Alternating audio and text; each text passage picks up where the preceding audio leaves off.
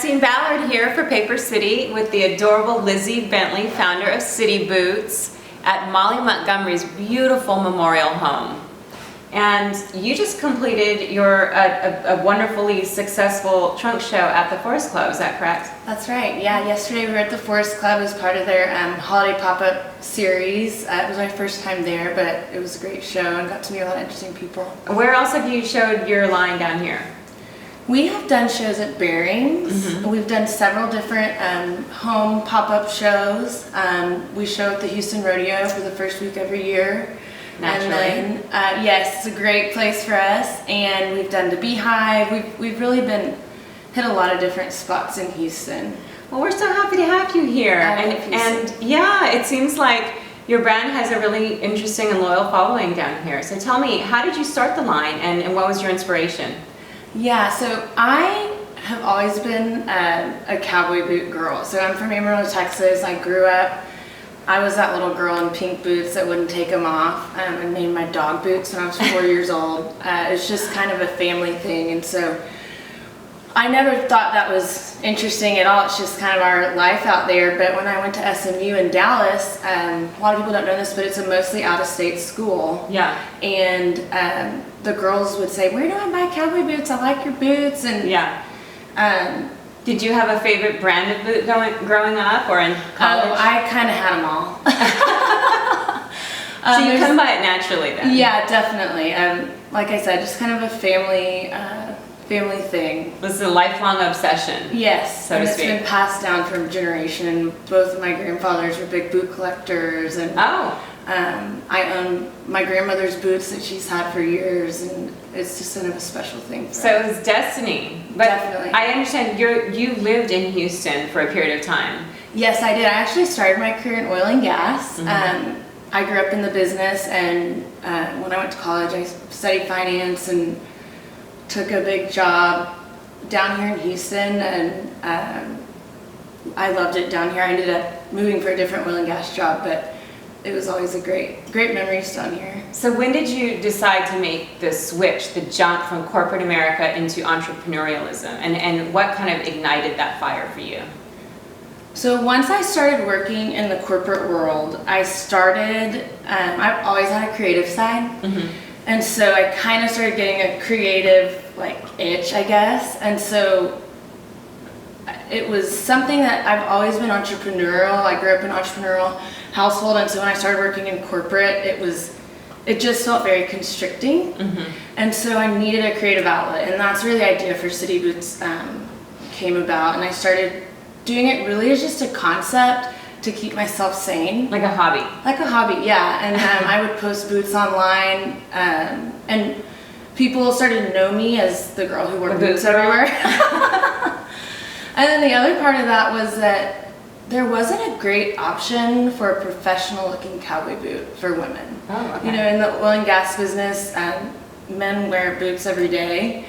And you can get a really nice pair of cowboy boots, but at that time you really had to go the custom route. And what time is that? Is this 20? This would be 12? Probably the idea was born in 2013.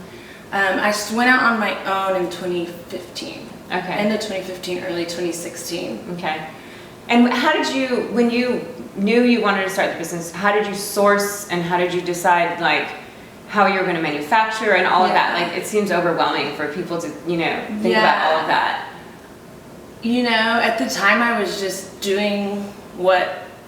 trying to make something happen that I wanted to do, but what I did was Google boot makers. I started calling God people. Bless Google. and I started calling people, and I just started learning about the business, learning about the different sizes and types of manufacturers, and one of those things where when you kind of put it out into the universe, it comes to you. It kind of comes to you. And where was your first pair of boots made? First pair of boots was actually made in El Paso. Okay. But now our boots are made in Leon, Mexico. Oh, wow. Yes, okay. Yeah, so it's close to down there, central Mexico near San Miguel. Okay. So how often do you make it down there?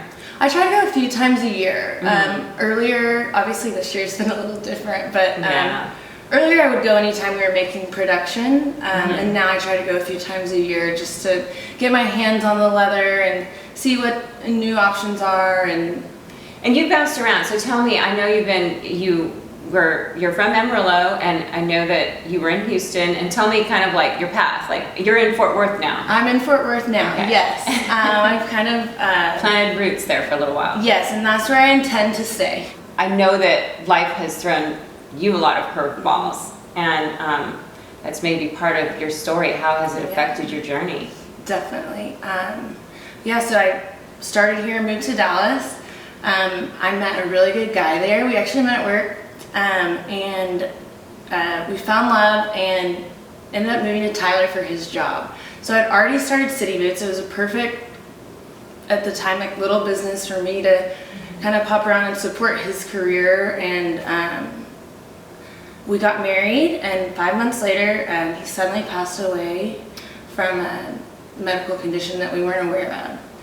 And it's been a year and a half now, but it's been a crazy 5 years altogether. Everything's been really whirlwind, and It's almost like God gave you something and he took something. totally. And City Boots has been such a great thing for me to focus on, and truly it's something that him and I started together. And he was so instrumental in getting me to a point where I can actually provide for myself. Yeah. And at the end of the day, when you go through something like that, Yeah, that's all you need. Like, yeah. And it's in a we all way need like he's your angel, totally. and he showed you your path forward. Yeah, and he definitely. And like I said, just when you're an entrepreneur, sometimes it can be really lonely, and having somebody that believes in what you're trying to do. And the funny thing about him was he didn't know anything about fashion, really didn't like shopping or retail or anything, and he just like truly believed in what I was doing. And it when you're starting something, like I said, it can be really lonely. To have that support to get you over the hump of that loneliness is super important, and it's just a lot of magical things that happen along the way. And It's true. It's so true in life in general. yeah. So transitioning, you mentioned that he had no knowledge of fashion, but you obviously have some knowledge. And I guess it's interesting to me to hear, how do you see your brand? Is it a fashion brand? Is it a Western brand? Is it an accessory company? How do you envision your brand now and for the future? Sure. So we started out as a cowboy boot company, right? And that's always been my passion. I also have a passion for quality, and so I think that's how we start out. But as you grow and as you need different things in life, you kind of have to take different paths. So we really moved towards more of an online business. And at the time when I started City Boots, there was nobody who was selling boots directly to consumers online.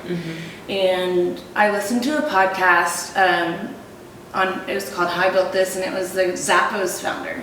And they talked about how people told them nobody would ever buy shoes online. And obviously that's a big concern for people. But I learned a lot from their model and the free shipping, free returns, things like that. And it's been a successful model for us.